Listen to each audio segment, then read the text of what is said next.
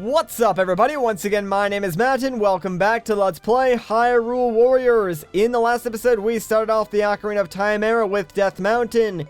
And in this episode, well, we're moving right along to Lake Hylia. But first, what do you say we go to the bazaar? Because I plan on trying out my boy Darunia. And you guys need to see what badges I'm working with. Now, for attack badges, there's actually a lot of stuff. We're up to Kokiri's Sword 3. And check it out, I got Digging Mitts 1. What this allows us to do is inflict minor damage to enemies who have their guard up. Everything else we've already seen before, so nothing new. In the defense department, I actually got the Magic Armor 1 because this stage is actually a Lightning Element recommended stage, so this might help out just a little bit. And for our assist badges, yeah, we're still rocking with Favorori's Wind 1, so nothing new there. Now that is out of the way, what do you say we actually get started with the stage and try out my boy Darunia? I'm actually really excited to play as him. At the fairy's request, Impa had fought her way to the summit of Death Mountain to rescue Princess Rudo. There, she subdued the Goron chieftain, Darunia, who had temporarily lost his senses. Upon freeing Princess Rudo, however, Impa was shocked to learn the reason for the conflict between the Zora and Goron people. The ancient water temple was teeming with monsters that poured from the Gate of Souls. What's more, the monsters were apparently led by Princess Zelda herself. Hoping to make sense of this disturbing revelation, Impa and her newfound allies journeyed to Lake Hylia. When they arrived, they were greeted by a Zelda seemingly consumed by evil. Alright, well, we've got to put a stop to this evil Zelda, so let's get started. I find it funny that, like, you know, this Link hid one of the pieces of Ganon's soul inside the water temple. It's kind of like a nod to the fact that, you know, the water temple is the temple that is most likely that people will get lost in from Ocarina of Time. I think that's at least what they were trying to reference with that. Regardless, it's still kind of funny. Alright, so starting off with Lake Hylia, it's actually kind of different than you would expect. At least this portion is. Like, I'm not really sure what this part is supposed to represent from Ocarina of Time, unless it's like supposed to represent the frozen Zora's domain. Like, maybe that's what it could be, although that really wouldn't make sense to, like, the location on the map, I guess. But, whatever. Doesn't really matter too much. This game isn't exactly accurate anyways. It just sort of takes the locations and recreates them, if you will. Anyways, though, Darunia, brand new character. What do you say we talk about him for a little bit? Now, honestly, I kind of thought Darunia was going to be a very slow character. Like, he's slower than, you know, the other characters, but not as slow as I thought he was going to be. Also, he's really freaking strong, and dang, holy crap, that is a really nice combo. You could just, like, use that to roll through enemies. That seems really, really awesome. I think that is, like, his charge-up combo. Like, you know, Link can charge up his sword and just, like, do that spin attack? I'm pretty sure that's what Darunia's combo is. That's actually really, really awesome. But yeah, so far I actually do like Darunia. Like, he's not nearly as bad as I thought he was going to be, because I'll be honest with you, I was like going into this level expecting Darunia to just be like the slowest and least fun character that we've played as so far, but honestly, he's actually not that bad. Let's try his special move though, because I'm curious. Oh my gosh, it's the freaking dance from when you play Saria's song form. That is freaking cool, man. That is a nice touch. Oh my gosh. And I'm like, sorry for gushing so much right now, but like, you really do have to understand that Gorons are my absolute favorite race in Zelda, and being able to play as one of my favorite characters, Darunia, is just putting a smile that is so large on my face. Like, I'm having a blast right now. Like, this is probably the most fun I've had in the entire game, and it's solely because I'm playing as Darunia and nothing else. Like, the game is still fun with all the other characters, but this is just like my dream game right now. Alright, I'm gonna try and calm down though and focus on the game. So there we go, we rescued Rudo. I'm actually kind of curious because it looks like the entire like water temple part of the map is blacked out, so I'm curious how we actually go about restoring that.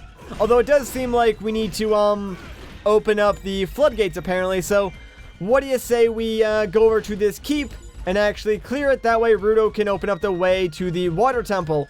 So I assume by the time we actually like get access to go inside the temple, the rest of the map will be revealed to us.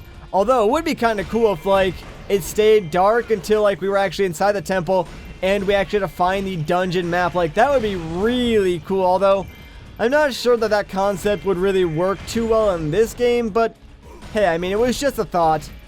You know, I gotta say though, the enemies actually seem relatively easier than the enemies that like we've been fighting previously, especially in comparison to the ones in the Skyward Sword and Twilight Princess area. Like these ones seem to be going down really quickly, although it could be because I have a giant freaking hammer as well. I didn't really take that in consideration. So Darunia might just have a really high base attack, and I'm like only using his first weapon too. Like, can you imagine how strong Darunia would be if like we had a different weapon with like a higher attack and some really good seals? Like that would just be monstrous. Like I have a feeling Darunia is going to be that character that like everyone is going to want to use to like destroy bosses if there's ever like a mission or a DLC or something like that, when there's a ton of bosses that you have to like just completely destroy in a certain amount of time. Like I feel like Darunia would probably be like the best for that.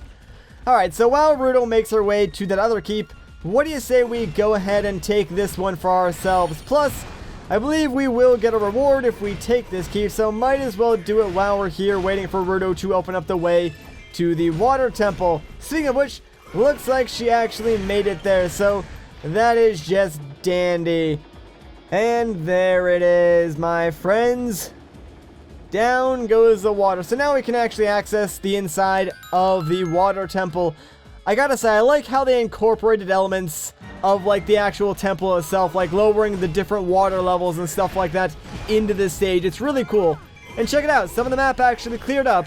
There's still a few spots that are blacked out, but I assume, you know, we have to do something with the water level again to clear those up. So we'll get to it eventually. In the meantime though, this keep boss, he needs to die. There we go. And yeah, check it out. We actually did get ourselves a chest. So let's find out what's inside. I like Darunia's chest opening animation too. It's like he's so big, all he has to do is stick his giant hand in. But we got ourselves a sealed weapon. Alright. Now that that is done, what do you say we just make our way to the inside of the temple? I mean, there's really not much else that we can do outside here. Sure, there is a lot of red, but I'm not really too worried about it right now. For the most part, we should just be able to ignore it, and hopefully it'll go away. I'm not really too worried about it. More or less, the main portion of this level is inside the temple anyway, so everything outside, more or less, doesn't matter.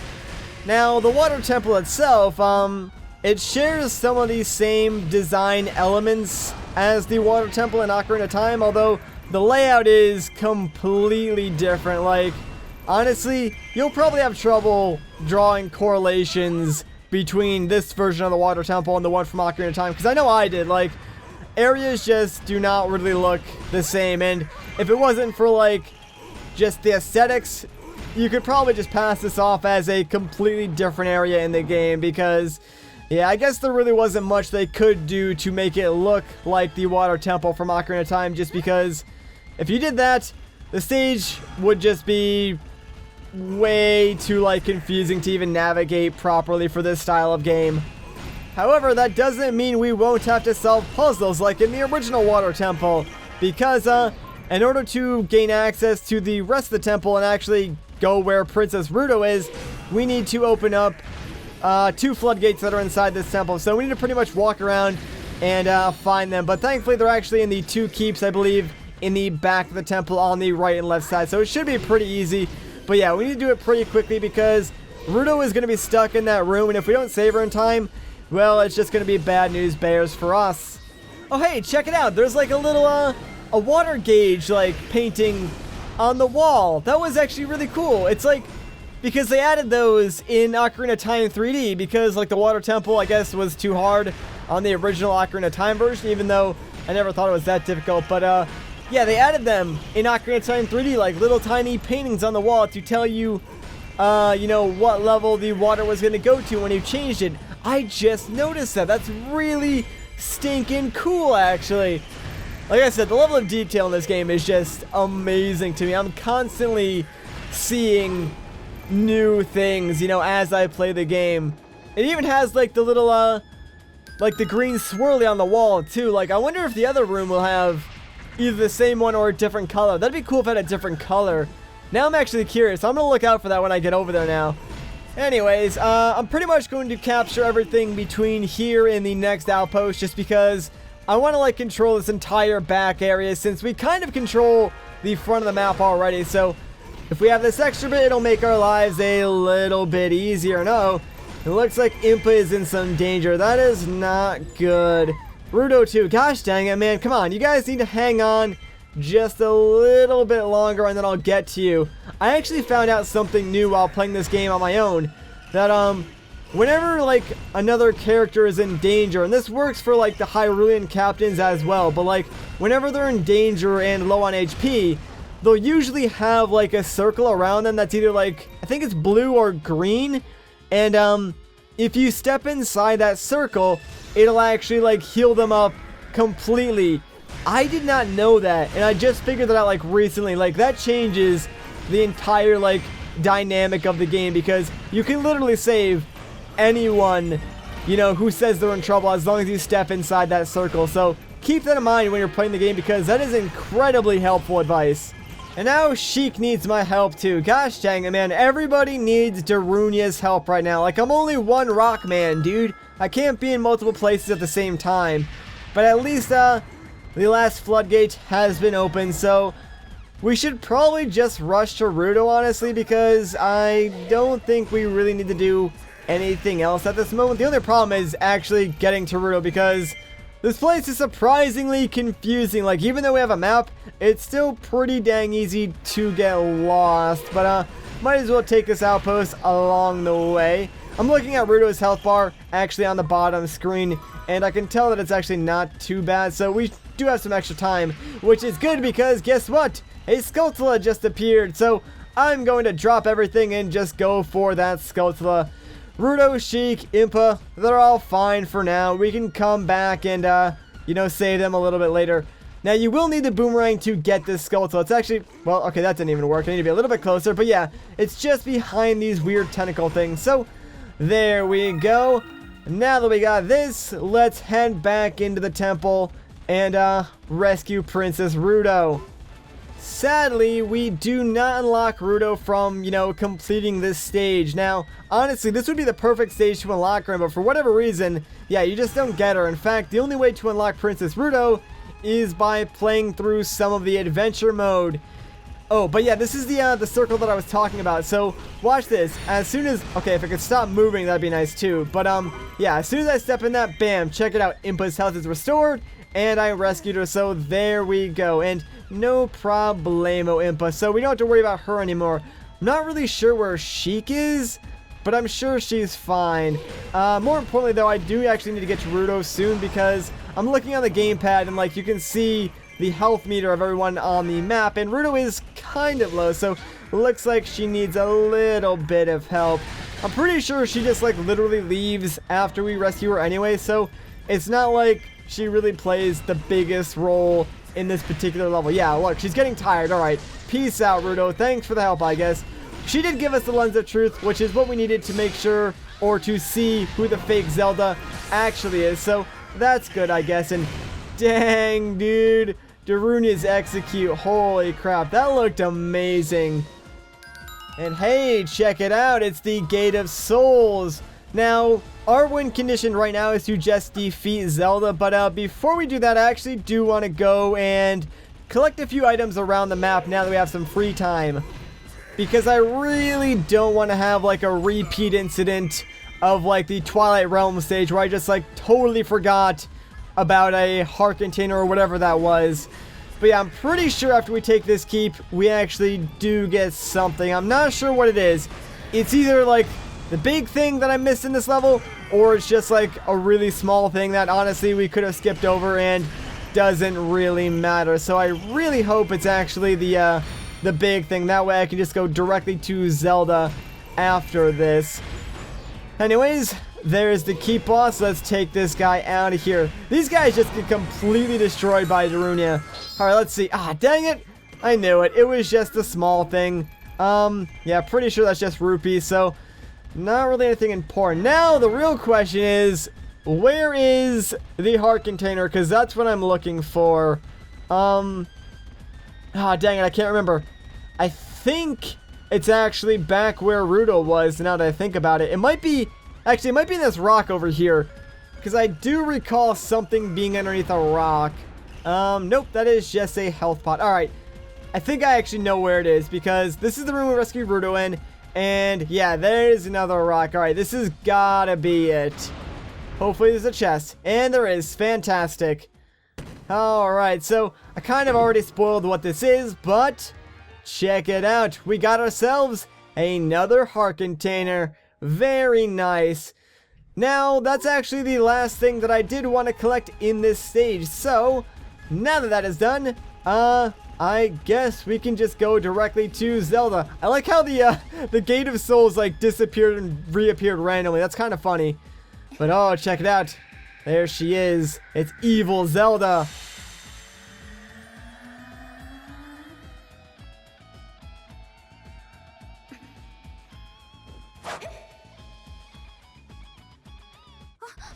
This game is crazy, man. Like, I'm playing as Darunia, and now I have to beat up Princess Zelda. Like, obviously I know it's not the real Princess Zelda, but like, just the thought of that is so incredibly crazy. Although I guess they did kind of do something similar to this in Twilight Princess, but not to this extent. Like, this is just like brutal. Anyways, though, we do need to get this fake Zelda out of here, so I'm not holding anything back. Oh wow, dude, look how fast just Darunia can rip through that weak point gauge. That is amazing.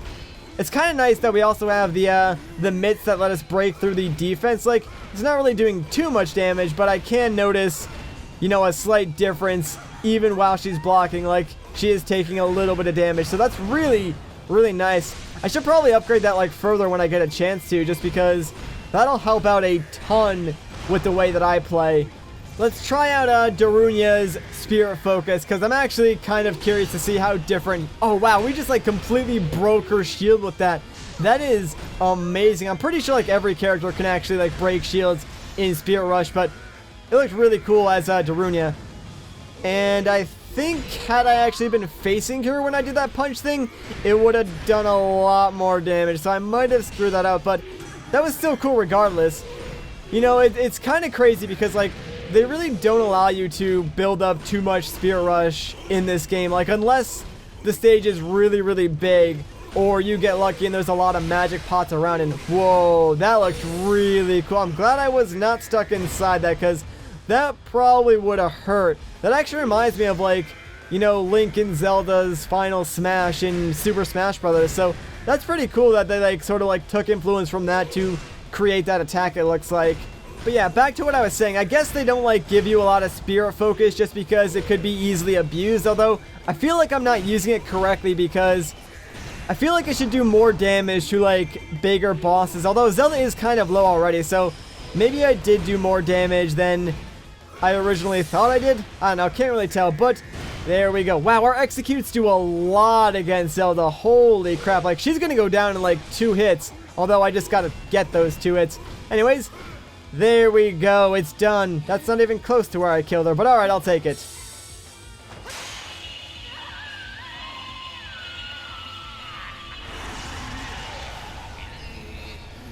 How did you see through my disguise? You can't be Zelda. Because...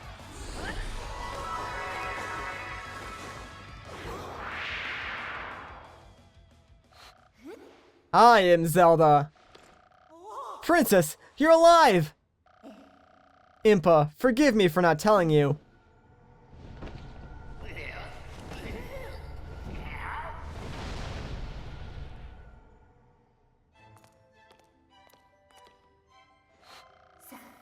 Let us close this gate together.